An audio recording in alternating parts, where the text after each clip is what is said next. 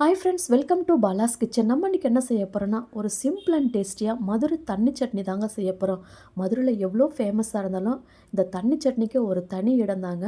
ரொம்ப டேஸ்டியாக ஈஸியாக எப்படி செய்கிறதுன்னு பார்க்கலாம். அதுக்கு முன்னாடி நம்ம சேனலை மறக்காமல் சப்ஸ்கிரைப் பண்ணி வச்சுக்கோங்க. கண்டிப்பாக அந்த வீடியோ பிடிச்சிருந்தா ஒரு லைக் போட்டுருங்க. வாங்க இப்போ எப்படி செய்கிறதுன்னு பார்க்கலாம். ஒரு பேன் எடுத்துக்கோங்க, கொஞ்சமாக எண்ணெய் சேர்த்துக்கோங்க. ஒரு 2 ஸ்பூன் அளவு இருக்கும்.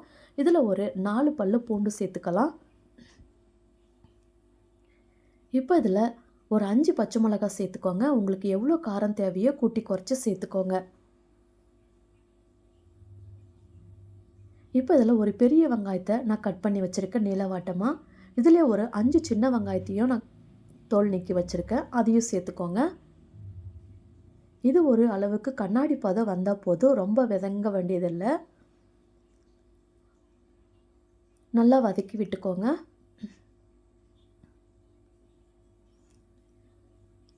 பாருங்கள், கலர் நல்லா மாறி வந்துடுச்சு.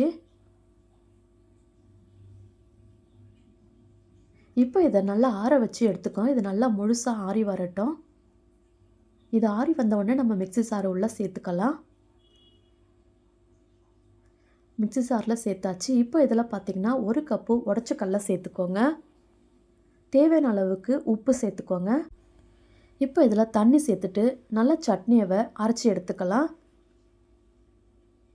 அரைச்ச சட்னியை ஒரு பாத்திரத்தில் சேர்த்துக்கோங்க.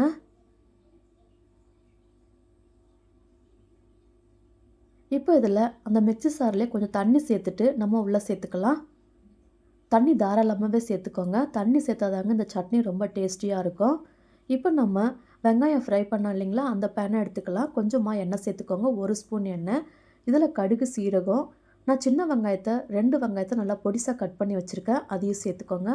ஒரு வரமிளகாய் சேர்த்துக்கோங்க. கொஞ்சமாக பெருங்காய பொடியும் சேர்த்துக்கோங்க. கருவேப்பிலை கொஞ்சம் வாசனைக்காக சேர்த்துக்கோங்க.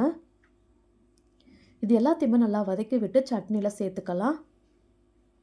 அவ்வளோதாங்க, சூப்பராக சட்னி ரெடி பண்ணியாச்சு. ரொம்ப சிம்பிளாக அருமையாக இருக்கும். இட்லி தோசைக்கு ரொம்ப அட்டகாசமாக இருக்கும். இந்த சட்னி பிடிக்காதவங்க யாருமே இருக்க முடியாது. இந்த சட்னி பார்த்திங்கன்னா அவ்வளோ டேஸ்டியாக இருக்கும். இதே மெத்தடில் நீங்களும் ட்ரை பண்ணி பாருங்கள். இந்த சட்னி யாருக்கெல்லாம் பிடிக்குன்னு கமெண்ட்டில் ஒரு என்ட்ரி கொடுத்துருங்க. இந்த வீடியோ பிடிச்சிருந்தால் லைக் பண்ணி ஷேர் பண்ணுங்கள். மறக்காமல் ட்ரை பண்ணி பாருங்கள். இன்னொரு வீடியோவில் பார்க்கலாம். பாய், தேங்க்யூ.